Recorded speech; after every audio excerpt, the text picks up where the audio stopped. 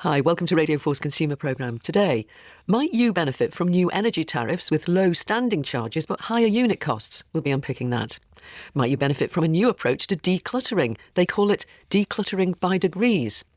If some of your stuff is caught up in the delays in the in-post locker service, we'll have some advice for you. And might you be tempted back into skinny jeans? Oh, I used to love them back in the day, yeah, but these are comfier as well, the baggy ones. The skinnier ones are a bit more uncomfy, but I mean, if they're trendy and everyone's wearing them, then maybe. Some people never stopped wearing their skinny jeans, did they? To get in touch with us, email us please, you and yours at bbc.co.uk, or you can text 84844.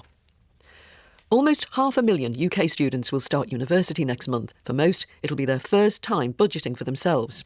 Every year for the past 12 years, the student money website, Save the Student, has surveyed students about their finances. It's warning that the gap between what students have coming in and going out has widened, particularly in the last 5 years. This year, on average, the maintenance loan fell short of covering living costs by more than £500 a month. Contributions by parents also dropped, with students from middle-income households the hardest hit. The majority of students, 6 out of 10, had a part-time job.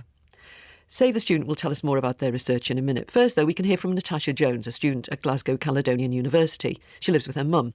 Natasha tried moving into student accommodation in her second year, but the rent alone was more than £900 a month, forcing her back home.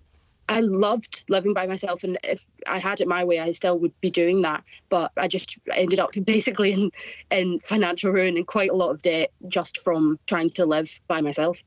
Well, £10,000 a year sounds like a lot. Can you explain to us why it was not enough to cover your outgoings? The big thing for me was the rising cost of food. Obviously, it was after COVID, so that had a big effect on the cost of everything, really, but especially the cost of food. And even though I wasn't paying as many travel expenses because I was living right next to my university, I have reduced mobility from a disability, and I found that I was still paying quite a lot of money in taxis and things like that, and public transport. Did you get a job to try to breach the gap? Yes, I've always worked, even when I lived with my mum, I've always worked part-time, which is why I thought I would comfortably be able to move out. But unfortunately, minimum wage is not enough really to top that up, which I found out, and I was taking a lot of extra shifts just to try and make some more money. I worked a few different jobs, but my contract is usually about kind of 15, 16 hours. But at that time, when I was living by myself, I was probably working more 20 to 25. One of the big education think tanks reckons that anything more than 15 hours starts to really affect your performance at university and damage your chances of getting a good degree. Have you felt that sometimes you've been working too long? 100%. When I was living by myself, my grades dropped, especially near the end of living by myself, because I was either missing classes to go and work, or I just felt so horrible all the time and wasn't eating properly and things, so I didn't have the focus. How much did you end up being in debt then, in the end? I was in debt for about £4,000 by the end, so £1,000 on a credit card and £3,000 in an overdraft. And how did that affect you, your state of mind? Oh, really badly. I have mental health issues anyway. My sleep wasn't great, and I noticed I became quite upset and irritable about anything and everything. And because I didn't have the money to go out and socialise, it wasn't like I was seeing friends or anything like that. So that really kind of made my joy drop, really. Your joy? Yeah, I was not a cheery person to be around at that time, definitely not. Do you see your fellow students going through similar situations, having to work, having to move back in with their parents, feeling very anxious about money? I don't know a single person, not the one that I can think of anyway, that doesn't have a job, as well as getting some form of student loan or support from parents. And the majority of them still live with some form of family. I mean, no one wants to ask their parents for help. Could your mum not have paid your overdraft off? She was so unbelievably helpful, and my sister was unbelievably helpful at the time. But yeah, I hate owing people money anyway, and they've been so amazingly supportive in so many ways. The idea of asking them for money was not something I did end up asking for some money from them, and that made me feel even worse, because it just felt like another thing I had to pay back. And I know your mum's widowed. She doesn't have a lot of money to spare. Exactly. She worked super hard when we were younger as well. My parents had separated quite young, so she had worked really hard our whole life. So it felt really bad to kind of take money away from her, at a time when this is kind of the first time she's been able to have some money to spare, really. Did you do what some young people do? They get away to university and they regard the overdraft as, I suppose, free money, and they kind of waste it. They buy clothes and they have a good time. I mean, was there really none of that? Did you really genuinely just use this money for essentials and still there wasn't enough of it? Oh, I definitely did, and that's a big problem. I think the education of students and young people in general when it comes to finances is really bad, because you're right, it felt like free money.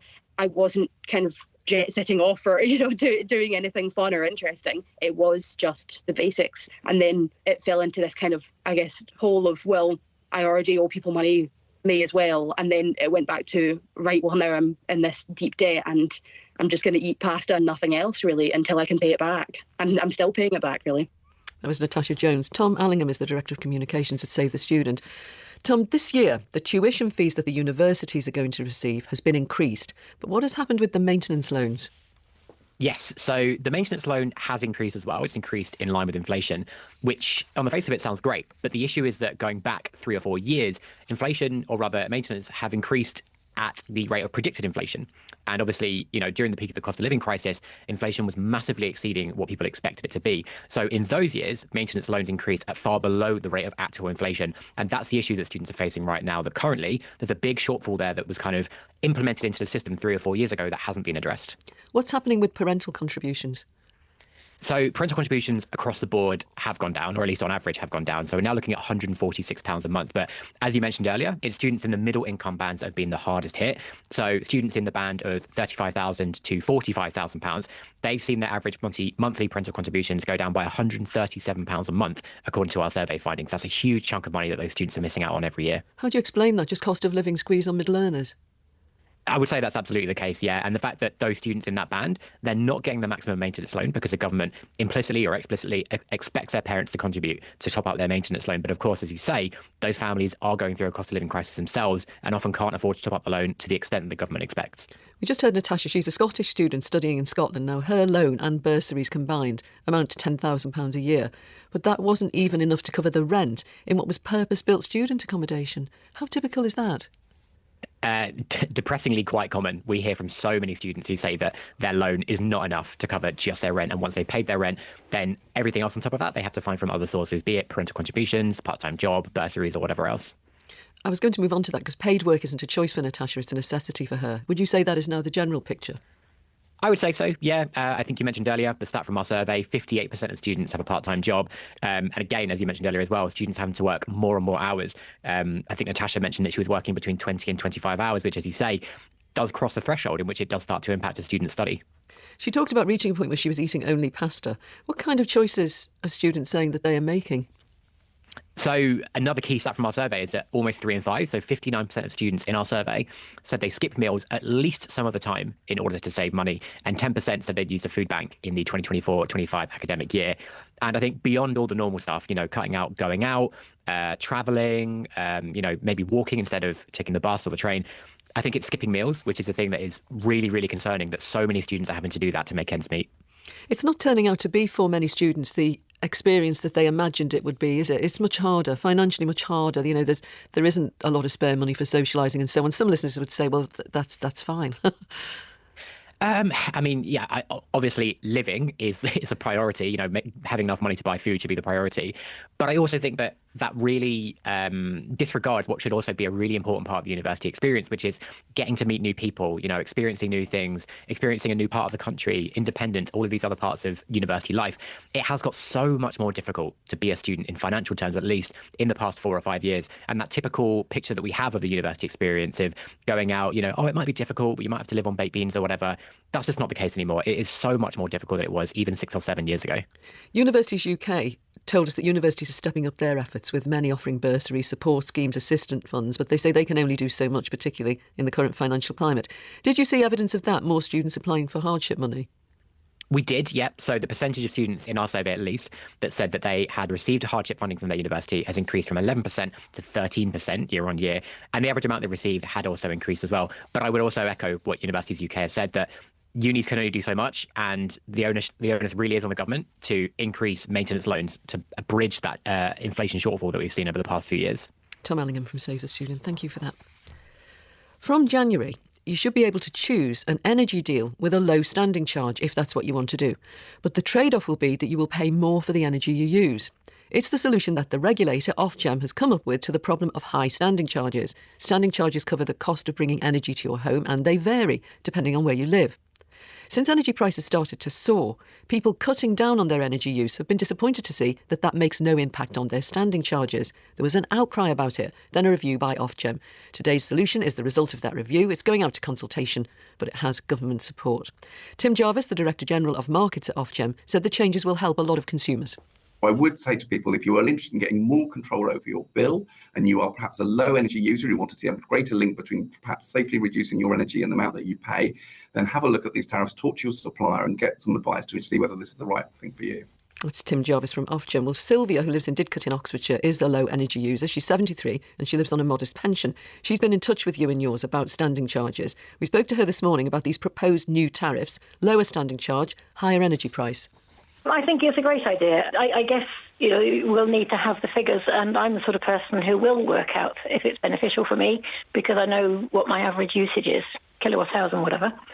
Not everyone is either prepared or any good at working out numbers and things like that. But certainly for me, I will do.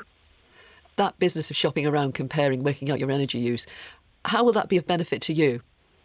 I would imagine if the prices are set at the right level, that it will reduce my bills because I'm a careful energy user. And currently, standing charges are over 40% of what I'm paying. I actually signed up for a fixed rate deal a couple of months ago, so I would have a penalty if I came out of that before the year is up. I would hope that if I stay with the same supplier, I would not have to pay that penalty if I wanted to change to one of these options with lower standing charges. What Ofgem said this morning is that some suppliers already offer these low or no standing charge deals. The same trade-off, that you have this higher unit charge for your energy. You've never been tempted to switch to one of them?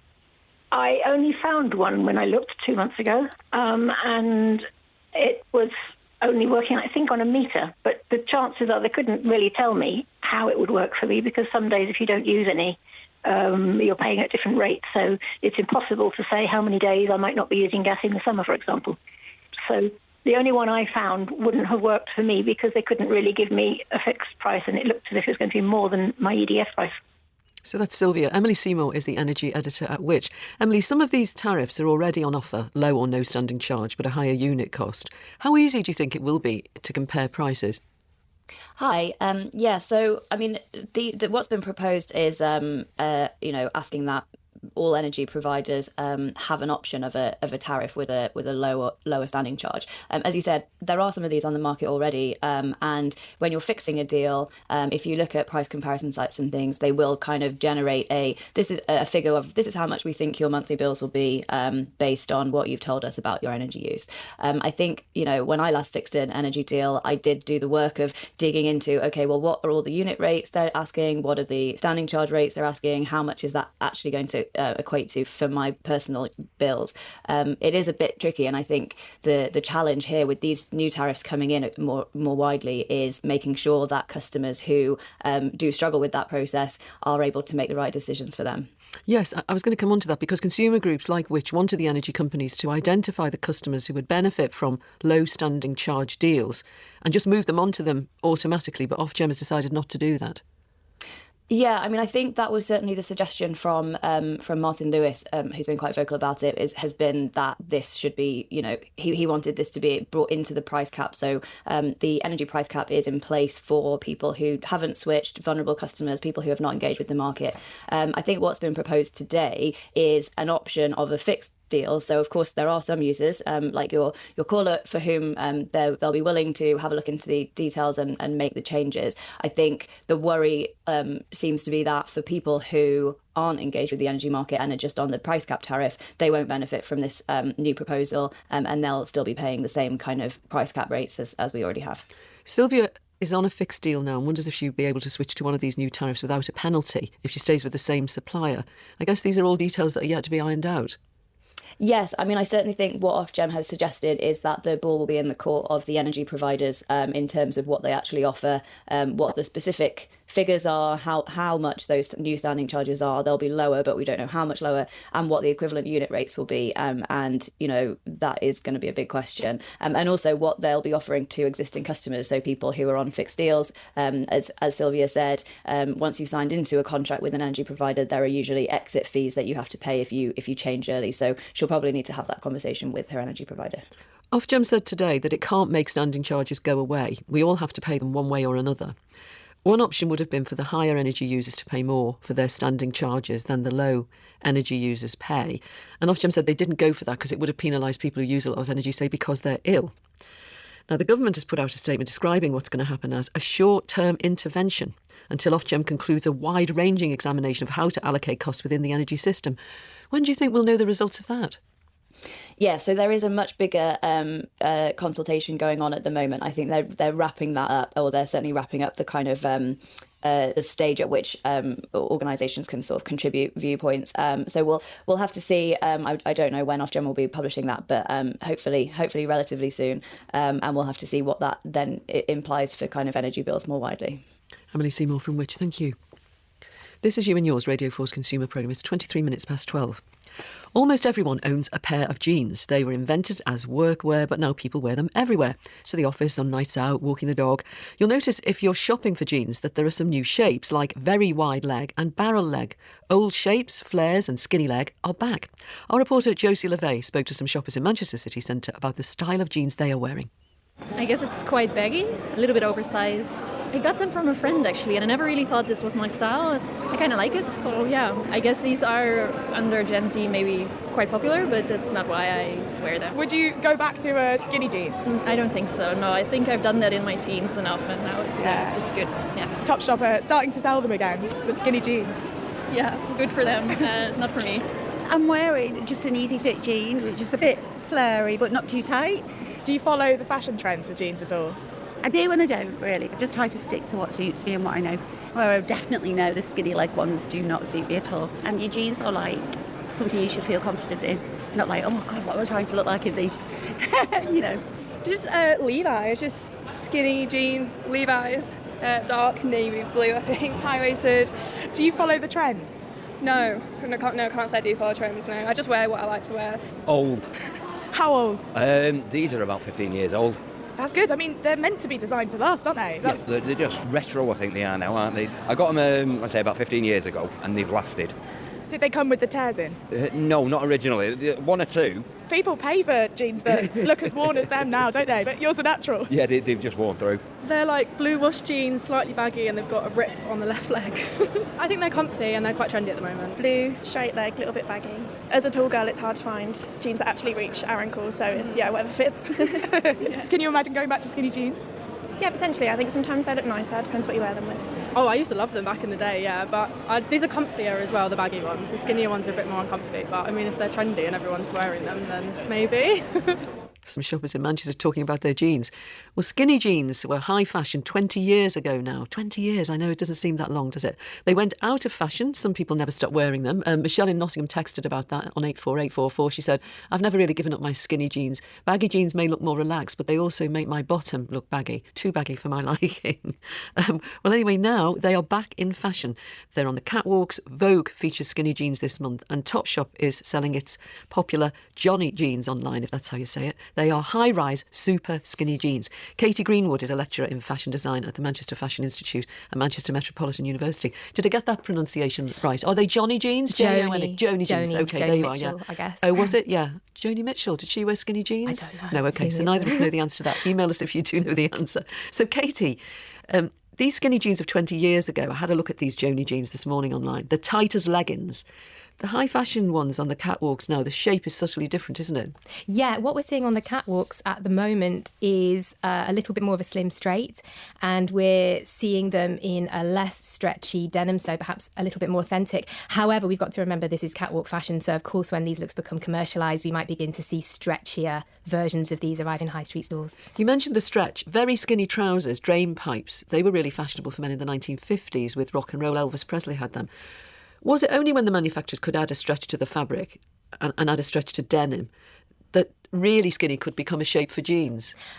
Not necessarily. I think this is actually a really interesting topic to talk about, because the slim drain pipes that we saw in the 1950s, and then again they were very iconic in the 1970s when the Ramones wore them as part of the New York punk scene, those jeans were actually in what we call in the industry rigid denim, which doesn't sound very appealing, does it, rigid denim? But actually all that means is the denim was made of 100% cotton, and denim purists, I guess I'd maybe consider myself one of those, would consider that a more authentic jean because this rigid denim actually molds to your body and softens over time. So you wear those jeans in and it develops a natural pattern of wash and wear, which is personal to you. And I think there's something quite emotive about that.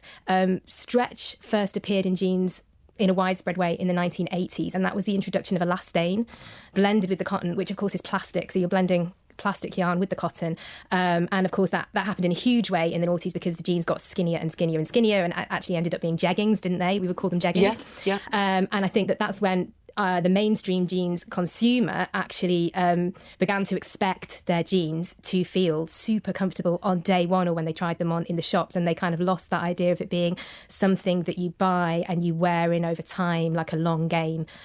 However, I think that the important message as well around that is that skinny jeans that have a lot of elastic in can sometimes have a compromised structural integrity, so they might not be as long lasting, and also that because the fabric is blended, cotton and plastic, it's much harder to recycle.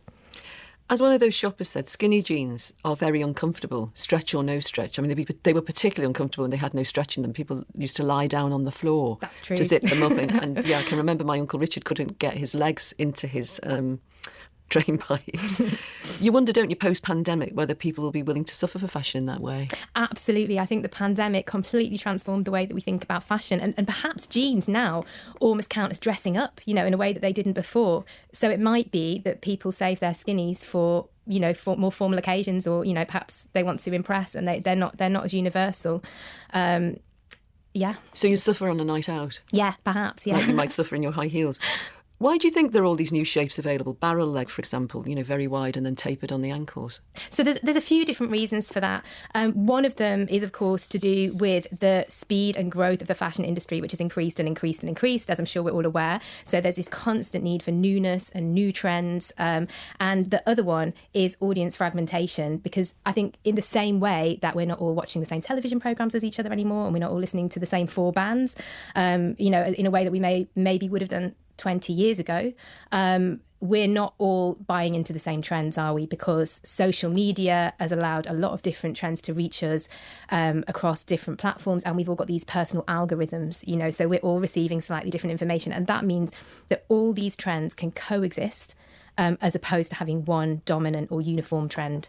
Vogue thinks that what's driving the comeback in skinny jeans is young people who are buying vintage fashion online. Do you think that's a factor? Well, that's really exciting if people are buying their denim secondhand. I think that's a really positive move. And absolutely, I think a really big driver of trends is when a new generation adopts a trend from the past, perhaps something that they feel that they didn't experience. They feel a sort of sense of nostalgia for and novelty. So I absolutely think that's a really big driver. Whether those of us, me included, who really did that first time round in the noughties will go back there. I'm not sure. You've got jeans on. What shape are they? So these ones are vintage 501s, which I pretty much wear all the time. Is that what you call a boyfriend jean? I would call it, it's the most iconic jean of all time, isn't it? I suppose it is unisex. It's a unisex shape, which is what's really great about it. It's been around forever. These ones are from the 1980s, so they're the same age as me, which is also something that I like about these. I think I love the kind of the iconic nature of this shape and their universal appeal. Lovely. Katie Greenwood from Manchester Metropolitan Thank University. You. Thanks so much for coming in. Thank you. Now, first-time home buyers used to go for something small and affordable, often a flat. And we used to talk about getting a foot on the housing ladder. The idea was that you would start small and then move on and up to something bigger. But Barclays mortgage data is showing a shift underway, with first-time buyers increasingly choosing to buy houses. A third of the first-time buys in August were semis, and that was a rise of 1.7% year on year. At the same time, flats declined in popularity by 2.7%, so that flats now account for only a fifth of first-time buyer homes. Jatin Patel is head of mortgages, savings and insurance at Barclays, and James Laughlin from Norwich bought his first home with his wife a couple of years ago in 2023. They bought a semi-detached house. James also happens to be a property surveyor. Hi both and welcome both. James, tell us a bit then about your circumstances and the house that you have chosen to buy. So my wife and I live on our own. We both work from home a good chunk of the time. And so we decided that we needed something of a good size. We obviously wanted a bedroom for ourselves, a guest bedroom, and then we both ideally needed an office of our own as well. We, at the time, lived in a 3-bedroom house and sharing a study together.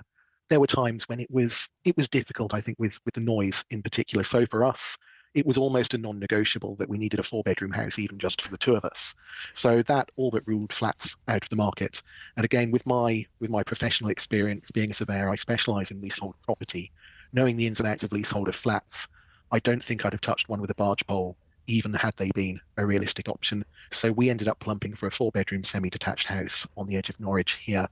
It's not something we're looking at as a forever home, just touching on the Barclays research that they've published. Our viewpoint is medium term. We're hoping to be here 5 to 10 years and then likely look at something else. But certainly for us, there was no question that we'd be looking at a house.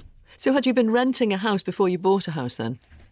Yes, we were quite fortunate. A family member had been left my late uncle's property, so we were able to rent. It was a 3-bedroom detached bungalow from them, and we were there about 18 months. We received some money from my wife's mother that allowed us to put together a fairly substantial deposit, and that really kicked us into gear, thinking, okay, we'd better get something now. Let's stop waiting, get a foot on the ladder, and then we can get moving forwards. How old are you both now? We're both in our mid to late 30s. We're both 37, so we were 35 when we bought. It's difficult to know what's normal these days. I think certainly with the historical view, we were quite late starters. But I think what research is showing now, and certainly my own experience in helping buyers, is it's certainly getting more towards the norm, isn't it, in one's mid-30s? Well, Jatin Patel will be the expert on that. So, Jatin, is this partly what's happening, that people are buying later and they're at a point in their lives where they don't want to live in a flat? Yeah, I mean, it's there's a few things going on there, and many of the things that James just mentioned are reflected in the Property Insights report that we published last week. Definitely, more and more consumers, prospective house buyers, are looking for space because they're working from home. We've definitely seen since the pandemic that trend pick up. In fact, about 30% of Generation Z are looking for a dedicated room for them to do their work. But we're also seeing, as you just alluded to there, many buyers buying later on. Actually, over the last 3 years, we've seen the average age of a first-time buyer go from 31 to 34, so in your mid-30s. So people are thinking about the need for more space, either because they've got a family or they're thinking about having a family. And what we're also seeing is people just thinking about the long term. About 3 in 10 purchasers of their first-time homes are actually expecting to stay in their home for more than 10 years. And one of the reasons they're thinking about that long term is they're very conscious about the cost of moving home. There's lots of expenses associated with moving, and people are just thinking ahead as opposed to just trying to think about the here and now. So definitely looking to kind of put down roots over a longer period of time. James, you said that you wouldn't have considered buying a flat because you've seen some of the problems with them, with leasehold and cladding and so on. If you're a property surveyor, you must be surveying flats on behalf of people. Who is still buying them, do you think? I think there's a mix. We as a company, the firm I work for, we do a lot of work both for private clients and housing associations, so in the affordable sector. And obviously there are still a lot of properties under affordable tenure type, shared ownership, for instance, coming to market as leasehold, be they flats or houses. And I think there's always going to be a part of the market for those who maybe couldn't afford traditional purchase options to buy 25, 50% of a property. And there's a good market for that in flats. I think as well, there's still strong demand from the investment sector as well, in particular ex-local authority properties, which tend not to be, for want of better words, so tainted by toxic leasehold as properties that have been designed and sold directly into the private sector. So there's certainly strong yields, there's strong demand from the rental sector landlords increasing their portfolio with a relatively good yield when it comes to ex-local authority leasehold properties. Okay. Jatin, affordability limits the choices we make always. What would you say the impact has been on the mortgage market of this search by first-time buyers for somewhere where they can stay for many years? Well, one of the things that we've seen as consumers look for the longer term is an increase in popularity of mortgages that go beyond 30 years. So 30 mortgages that go, first-time buyers who are choosing a mortgage, 30% of them are choosing 40% of them are choosing a mortgage that goes for 30 years or more. And that's definitely a trend that's increased over time. We're also seeing prospective purchasers think about some of the kind of innovative solutions that are on the market. So James talked about shared ownership, and a lot of lenders like Barclays help with shared ownership, but there are also new products out there that help with consumers who have smaller deposits. So we've been quite active in that space, as have a lot of lenders. And then there's the last area that we see a lot of first-time buyers go to is the house of the bank of mum and dad. Yeah. So some first-time buyers are fortunate enough to have that help, and we've definitely seen an increase in popularity for some of our mortgages that allow help from parents or family members or friends without them having to put down the deposit for the first-time buyer. So that our product, the Mortgage Boost, has definitely seen a big increase in popularity over the last year or so. Jatin Patel from Barclays and James Loughlin, thank you both for that. It's a subject we'll come back to, I'm sure. Now, more and more of us feel our homes are too cluttered. It's usually a combination of two things: buying too much stuff and holding on to too much stuff. Well, now the Home Efficiency Bible, Good Housekeeping magazine, has turned its attention to finding the best way to declutter. And it's settled on a method it calls decluttering by degrees. Katie Mottram, the Home and Household Advice Editor at Good Housekeeping, helped to develop this new method. So, Katie, Good Housekeeping is famous for trying and testing stuff out, usually appliances and recipes. How did you go about testing decluttering methods? Hiya. So Hi. I basically spent the last 2 years testing all kinds of other decluttering methods. You must have a really spruce home after 2 years of decluttering. Exactly. I envy you. Yeah, lovely. Yeah, I mean, it's not spotless, I'll be honest, because I have to keep it semi-building up clutter to test more methods. But yeah, I've done That's your different excuse anyway. Yeah, that's what I say. But yeah, I've tried different methods in different rooms. So I did the ski slope method in the bedroom. I've done Swedish death cleaning in the front room, and I played the minimalism game. That took the whole flat. But yeah, that was about 465 things I removed in a month. There's so much to say about this. Briefly, what is ski sloping? What is death cleaning? Yeah, so ski sloping, the idea is it's to declutter a single room. You're working your way across it as if you were traversing down a mountain, as if you were skiing. So you're going from wall to wall. And in doing that, you've basically got a dedicated room. It's thorough, and you can, stop it and pick up again easily when you want. Whereas Swedish death cleaning, the idea of that is you're removing the task of decluttering for your loved ones after you've passed away. So the one you decided is best anyway is this one, decluttering by degrees. So share your wisdom with us. How does that one work? Yeah, of course. There's basically 7 rules to it. First of all, you're choosing what you declutter based on your morning routine. It's going to be for your routine throughout the day, but you'll start off with the morning. So if you have a shower first thing, it'd be the shower caddy, or if you get dressed, you'd start with your lingerie. In doing this, you're sort of going to see results quickly, and it'll motivate you to keep going too. So then the second room is the zones need to be small and manageable. So you wouldn't just tackle your wardrobe on day one. You'd break it up into jeans or T-shirts, or if you did a cupboard, you do it shelf by shelf, or portion by portion. And then the third rule, this is the important one, is you're only decluttering for 20 minutes a day. That is it. You can time yourself, but it's not a game. It's not a race. You want to do it. You want to be patient, work your way through, make decisions carefully. If you find that 20 minutes aren't enough, that moves into the next day. Or if you finish before the 20 minutes, then you get the rest of that time off, which is lovely. And then you also get 2 days off a week. So the method doesn't become a burden. So you might want to have weekends off, or if you've got plans one night, you might want to take that off. The idea is it's completely flexible. So you might want to do it in the mornings or in the evenings or whenever works for you. It's just 20 minutes across 5 days a week. Well, let me bring in a celebrated declutterer here. Rachel Burdett is from Lutterworth in Leicestershire. She's better known as the Declutter Darling, and she runs a business helping people understand their clutter and how to get on top of it. I mean, Rachel, why do you think that decluttering's become such a worry for so many people?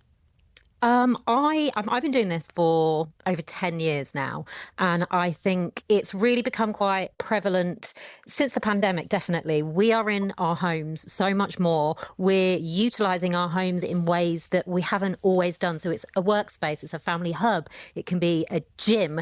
So many more items are in our home. We are much more aware of those items. We're much more aware of decluttering as a whole because it's such a big thing on TV programmes, on Instagram and social media. And that too combined has just kind of blown it up into people are being extremely aware of it now. What do you think about the Good Housekeeping approved method then, decluttering by degrees? I love it. It just makes sense. My tips that I will give anyone is start small. And that is an absolute perfect way for anybody that can obtain that and go through it in their home. Yeah, brilliant. I love it. Katie, it's something that we laugh about, isn't it? But clutter really depresses some people. Yes, it can have a negative impact. So it can leave you feeling messy, out of control, or even, embarrassed. But in fact, a recent Good Housekeeping survey found that like a quarter of us feel embarrassed by the clutter that's accumulated in our homes. So it can have a huge impact. But I think it is relative. What you might think is cluttered, I might think is lived in or homely, and vice versa. I think the bottom line is to feel happy in your space. And that's what the method aims to do. It's just about feeling content. Rachel, who comes to you for help then, who feels they really just can't do it for themselves? So I see a real mix of clients. So I have a majority are busy professionals who are drowning in paperwork, or parents that are overwhelmed by children's things. But then I've got the other side of them, people are downsizing, or those that are going through bereavement, retirement, divorce, those like life transitions. So there is a real mix of who needs my help. Katie, some of the things we want to declutter, it's just where we've bought too much stuff, isn't it? Maybe bought two of something when we could have bought one. You can get a lot of things very cheaply now. You can just click, can't you, at Wine O'Clock and find you bought a lot of stuff that maybe you didn't want.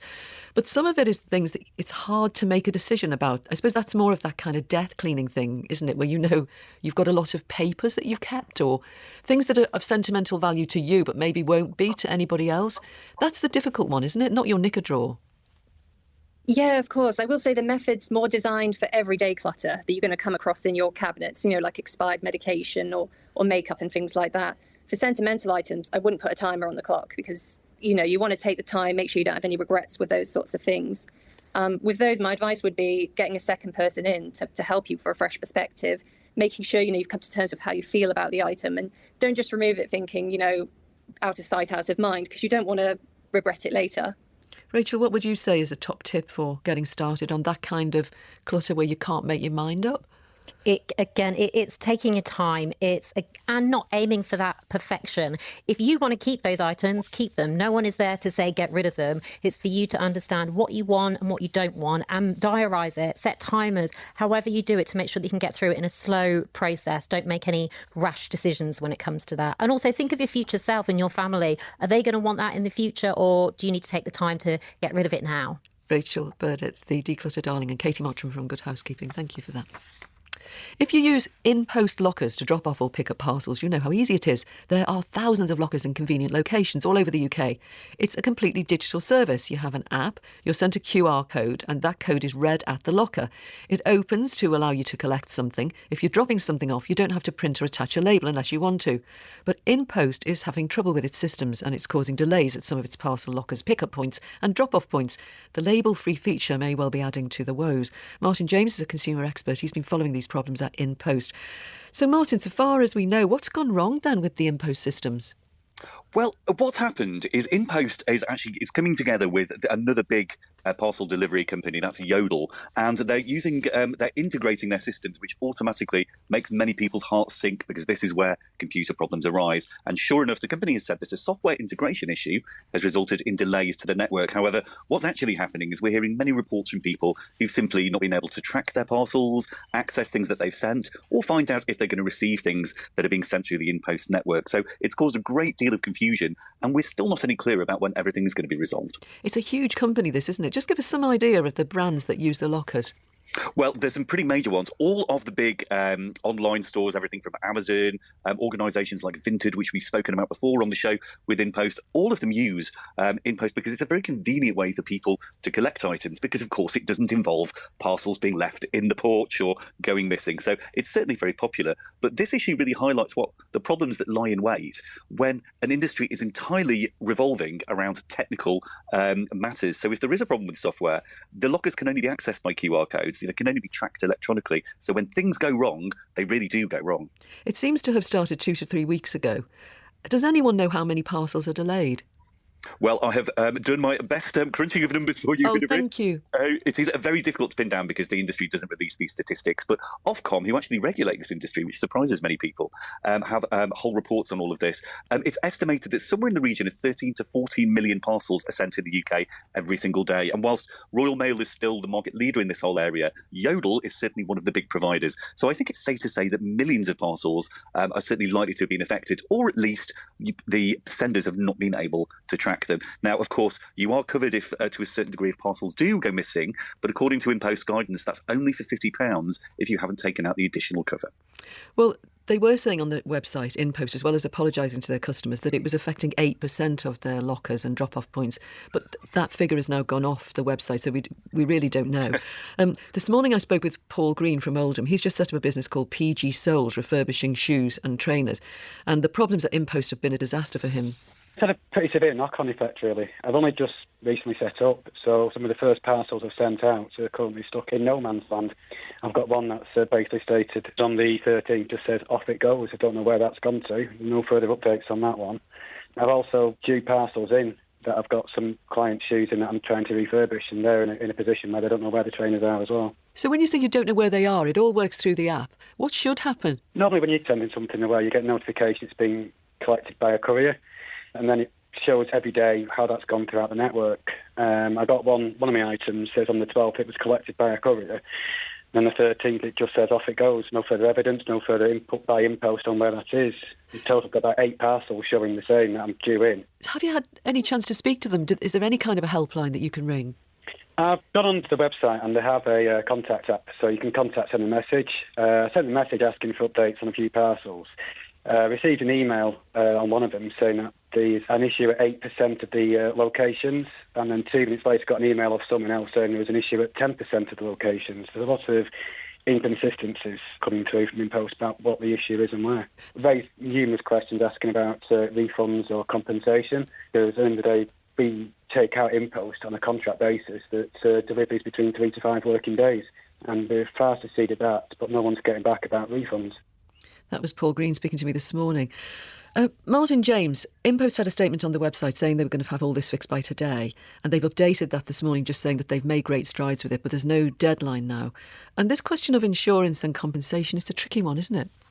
It really is, yes. And in its simplest form, when you contract any courier company, if you're the one who's actually paying to send the parcel, then you could potentially ask for compensation if the company has given you a delivery deadline. If it's given you a date and they've not met that, you could, in theory, ask for the money back. But of course, this becomes a lot more complicated because if you're a small business and you're selling goods, then you're bound by the existing laws like the Consumer Contract Regulations and the Consumer Rights Act, which give the purchasers of your goods rights as well. You know, if they don't receive them on time, they can cancel the order. And if goods go missing, then of course you could potentially lose out. Also, the whole issue of insuring parcels, the industry itself isn't particularly strong. There are loads and loads of exceptions to what you can actually send as well. And it's high time that we actually turned a spotlight on this massive, massive industry where 4 billion parcels were sent in the UK last year. But there's very little protection for people when things go wrong.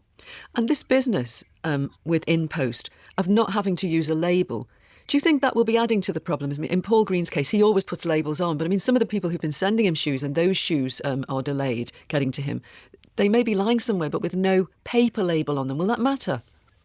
Well, it should, in theory, all work out because the QR codes, the way that the actual company works, the labels themselves are still affixed. It just works in a slightly different way when the lockers are opened by the people who are actually doing the delivering of the parcels. OK, so they do put a label on it then. There is a real paper label on it. I did wonder about that. Well, they are trackable, that's the thing. So to put it in plain English. Hard to imagine, isn't it?